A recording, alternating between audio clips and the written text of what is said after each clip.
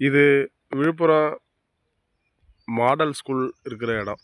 அதாவது எப்படின்னு சொல்கிறதுன்னா, விழுப்புரத்துக்கும் இந்த ஊருக்கும் கிட்டத்தட்ட ஒரு 25, 30 கிலோமீட்டர் இருக்கும். இதுதான் மாடல் ஸ்கூலு. விழுப்புரம் மாவட்ட அரசு மாதிரி பள்ளி. இங்கே ஒரு சாலை இருக்குது. இந்த ஸ்கூலுக்கு வரணுன்னா ஆட்டோவில் மட்டும்தான் வர முடியும். இங்கே படிக்கிற பிள்ளைகளோட பேரண்ட்டெல்லாம் ரொம்ப ஏழ்மையானவங்க, நடுத்தர குடும்பத்தை சேர்ந்தவங்க. வண்டி வசதி இந்த ஊருக்கு இல்லை.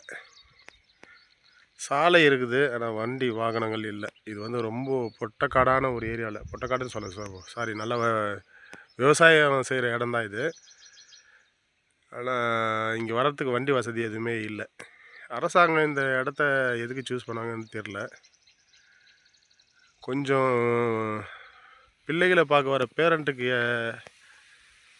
நல்ல வாகன வசதி இருக்கிற இடமா பார்த்து சூஸ் பண்ணியிருக்கலாம். அரசு செய்கிற இந்த திட்டம் உண்மையிலே வரவேற்கத்தக்கது. இந்த பள்ளிக்கூடம், இதில் படிக்கிற பிள்ளைங்களோட எதிர்காலம், இதையெல்லாம் அரசு கருத்தில் கொண்டு உண்மையிலே அந்த மாணவர்களோட வாழ்க்கை தரம் உயர்த்தணும், அரசு பள்ளி மாணவர்களோட வாழ்க்கை தரம் உயர்த்தணும்னு சொல்லி அரசு செய்கிற இந்த செயல் பாராட்டத்தக்கது.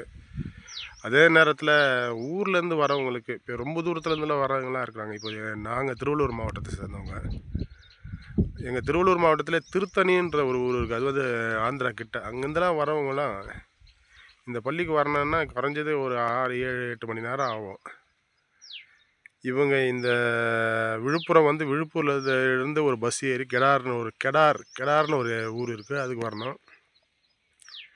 அந்த ஊரில் இறங்கி பஸ் வசதியோ எந்த வாகன வசதியோ இல்லை. இந்த ஒரு 4 கிலோமீட்டருக்கு, இந்த இடத்துக்கு வர்றதுக்கு 4 கிலோமீட்டருக்கு வாகன வசதி எதுவுமே இல்லை.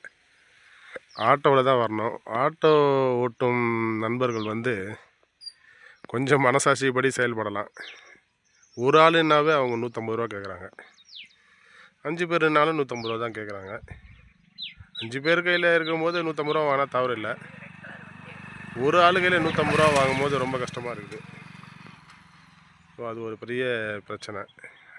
அரசு இதை கருத்தில் கொண்டு இந்த பள்ளிக்கு வர பெற்றோர்களுக்கு மட்டும் ஏதாச்சும் ஒரு வாகன வசதி, சிற்றுந்துன்னு சொல்லுவாங்க, அந்த சிற்றுந்து எதனாச்சும் ஏற்பாடு பண்ண நல்லாயிருக்கும். ஏன்னா இந்த பெற்றோர்கள் எல்லாமே ஏழ்மையானவங்க. பெரும்பாலான